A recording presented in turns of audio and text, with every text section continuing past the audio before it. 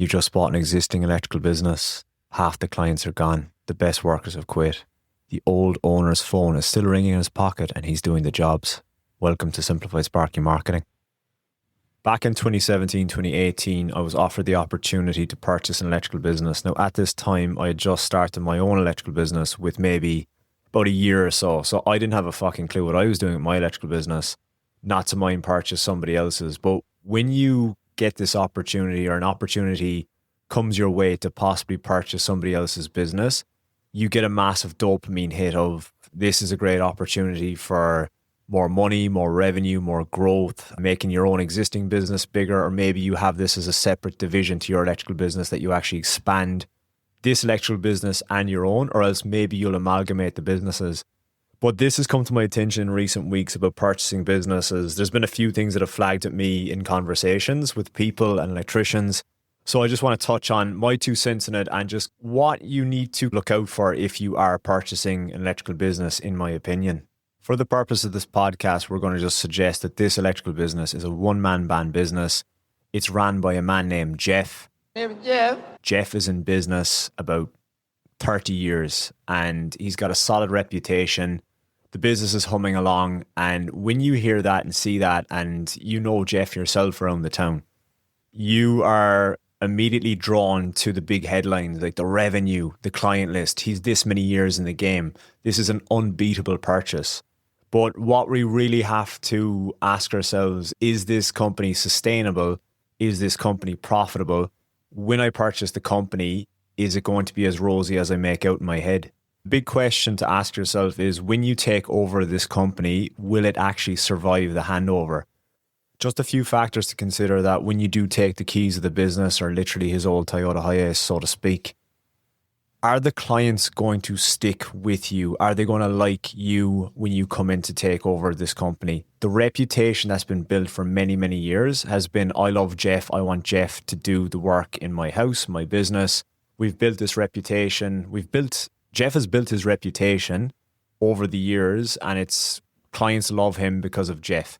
The systems for his electrical business are non-existent. Maybe they live in his head. Maybe they're on an old paper diary.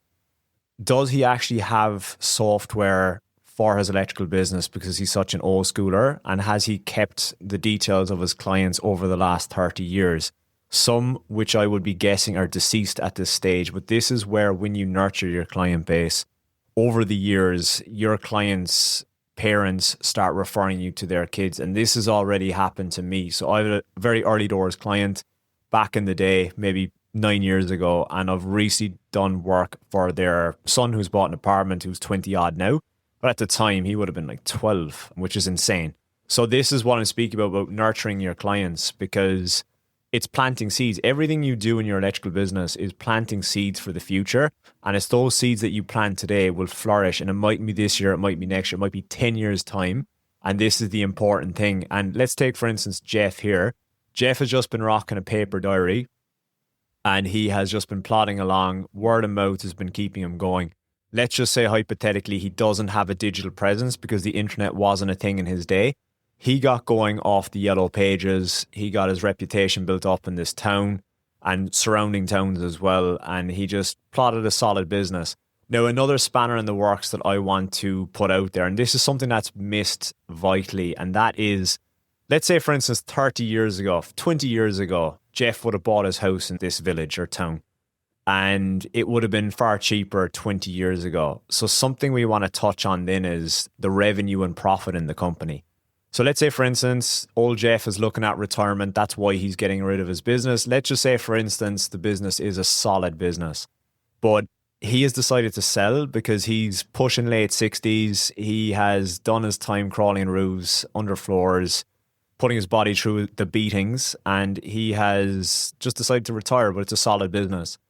However, he didn't lay the foundations and put the concrete into place before he sold his electrical business. Thus, the value is going to go down.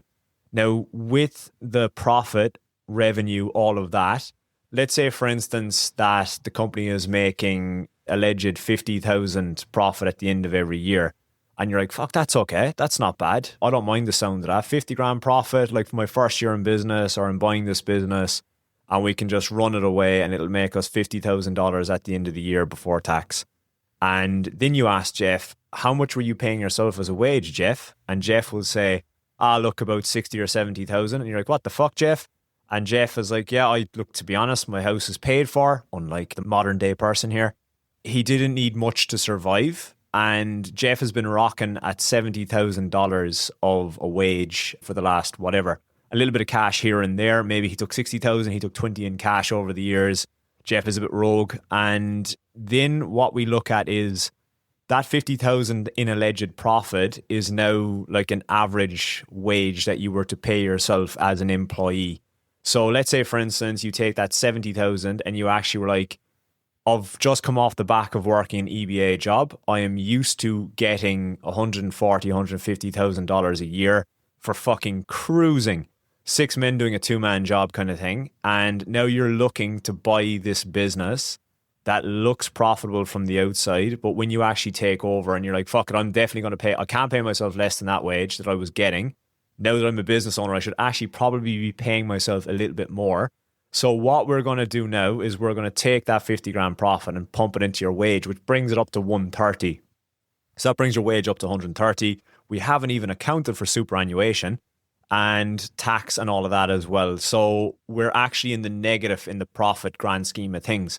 Now, this is a further knock-on effect that you find out that Jeff has been charging $106 per hour plus GST to all the locals, all the people, all the clubs, pubs, venues that he's been traveling around to. And it just doesn't cut the mustard anymore. It just doesn't. Jeff doesn't have a mortgage. He doesn't have a big wage to pay. This is where it gets very interesting when you are purchasing a business of what feathers you're going to actually start ruffling when you come into the driver's seat. You sit in that fucking cockpit of that F1 car and you're like, oh fuck, we're going to have to make a lot more money. Is this going to piss off the clients? Am I going to lose the clients? Do I just struggle on and charge $106 per hour and end up making 90 grand of a wage and just scraping by with this brand new business? Before we sign on the dotted line, let's just check out some things of this electrical business just to make sure we are making the right decisions here. So to start with, why is this person selling the business? Why is Big Jeff selling up his business? And we do put 2 and 2 together. We do our research and we find that he is retiring because he's quite elderly and he just wants to call it a day. That's genuine. But however, if this wasn't Jeff's business and you were looking to buy somebody else's business that's whatever, they're only mid-30s, 40s, and they've just decided to sell their business, you would be really looking at that person going like, what am I buying here? Is there something a bit suspect that I'm actually purchasing? And as well, we move on to who owns the keys to all the items. So, for example, with my electrical business, my phone lines are diverted via VoIP. So if I was to sell the business, my mobile number is basically redundant. So that is one thing that, like, particularly in an old school business, they will be rocking off like a particular number. So that is a big thing, is like, do you actually get Jeff's number? As I mentioned at the start of the podcast, that's one of the fears of, like, if you do sell the business or whatnot, is that person still receiving calls and doing the work themselves, or are they delegating the work out to maybe a friend that they've got that's ending up doing the work? All the digital assets. Now, I spoke about Jeff here. Jeff is an old schooler. He doesn't have digital assets. But if you were to buy an electrical business, like, have you got the full access to the Google Business Profile? Or when you go to get your Google Business Profile, does some fucking web developer have a login that their second cousin's dog owner has that you can't get hold of? So you're locked out of that Google Business Profile. It's quite juicy. You've got, whatever, 200 reviews on it, but you no longer have access. And if you are to get access, it's an absolute saga because you're now a new owner. You're not Jeff with proof of identity and all of that.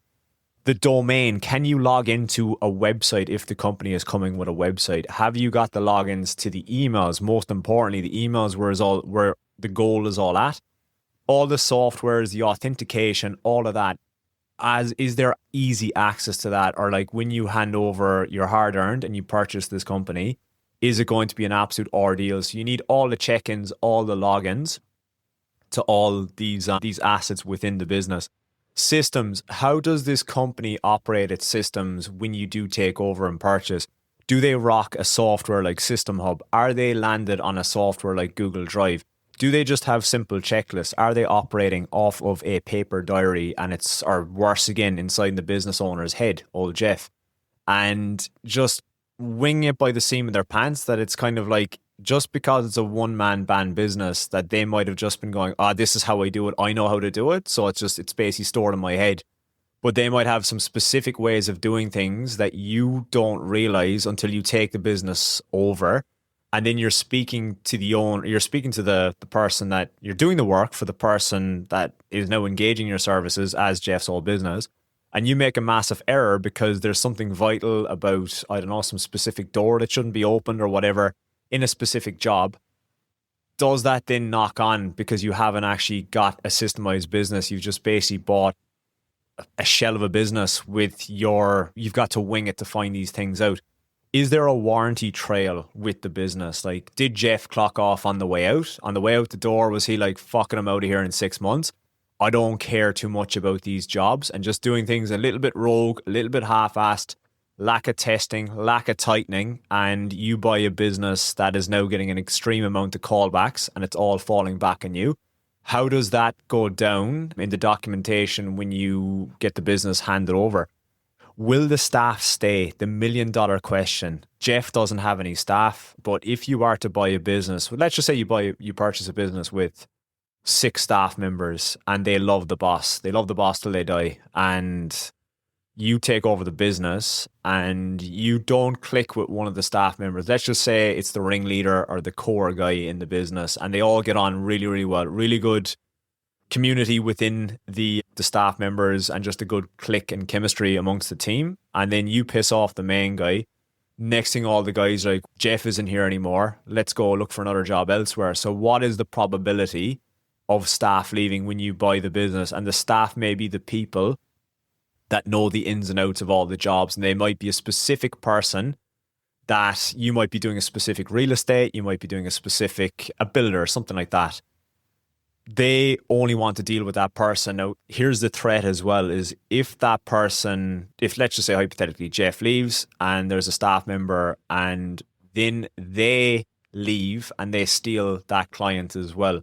So I think there's a lot of I's to be dotted, T's to be crossed in regards to making sure that you plug every hole left, right and center, that things like that don't happen.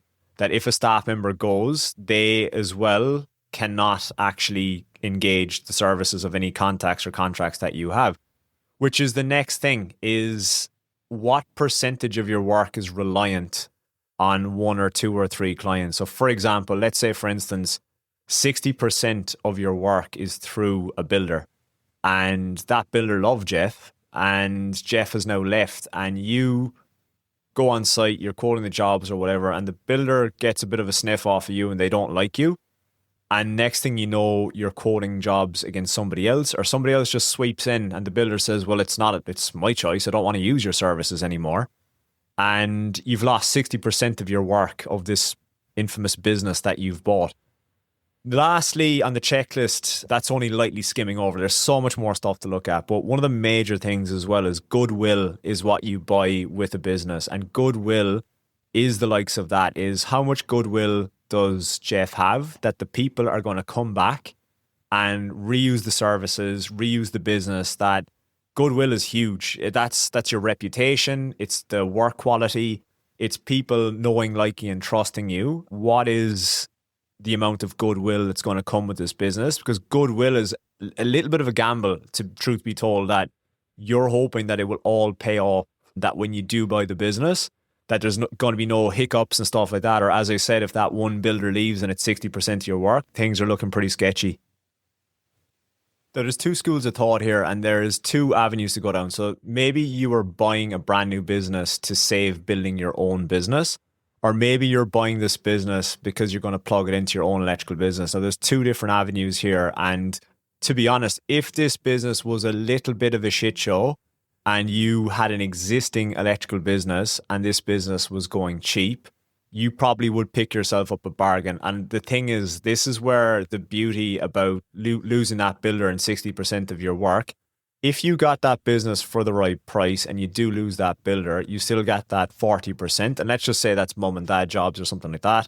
and they are reoccurring revenue that keep coming in, and the goodwill keeps passing around, and you end up repaying that business, and you snatch those clients into your own electrical business, or you amalgamate them in.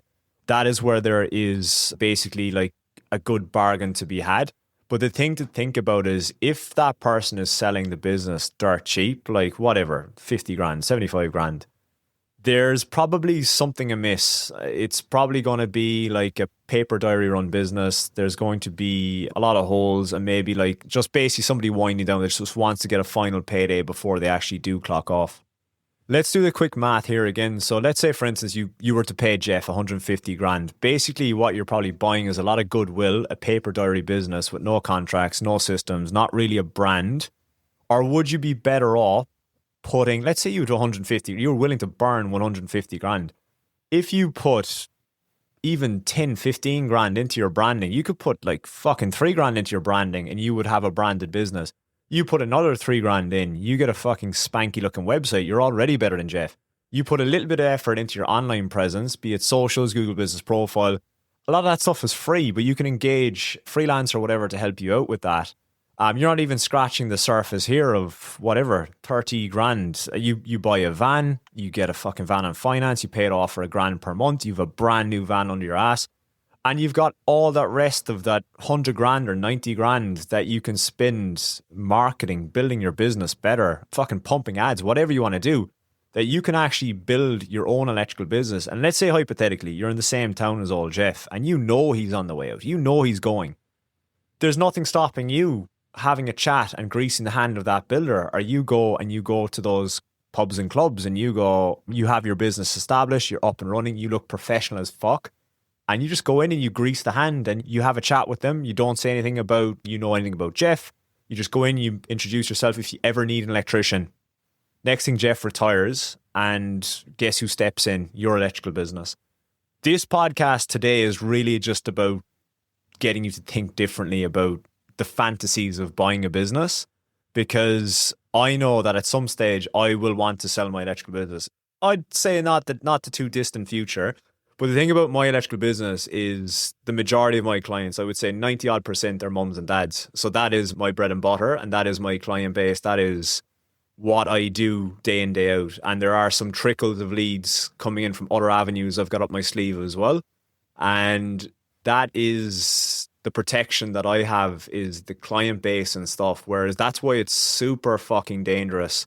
If you had, let's just say you had a hotel you're looking after, the builder, you something else, you 3 major clients, and that was the majority of your work, and you 4 guys working for you.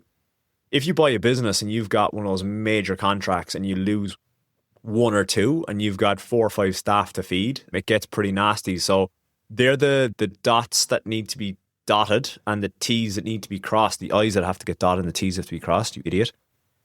A few weeks ago, I did a podcast about franchises and buying franchises. And I think buying a business, okay, there's 2 schools of thought here again. If you're an existing seasoned business owner, as I said, it's not a bad idea to buy like a bit of a half-running vehicle that you buy, and you basically take the client base, you just tweak it out a bit, and you plug it into your existing electrical business. But I think people that are starting out from day one, it might be their first business, they purchase an electrical business, kind of going in a little bit blind, not having a clue how to run a proper business professionally, systematically, prices dialed in, quoting systems dialed in, sales system dialed in, just that creates revenue and creates profit, most importantly, for your electrical business.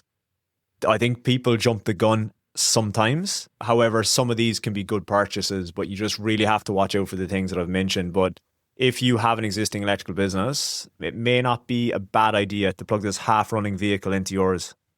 Just going to put a shameless plug in here. The guys I'm working with inside in Simplified Sparky, some of them have had phenomenal changes just by tweaking small, minor things. We had a guy the other day, shout out, not going to mention his name, made 5,400 in 1 day. And he credited that down to Simplified Sparky. Anyway, if you're in that boat and your business is shaky as fuck, there's links in the description, and I look forward to hearing from you. Name is Jeff.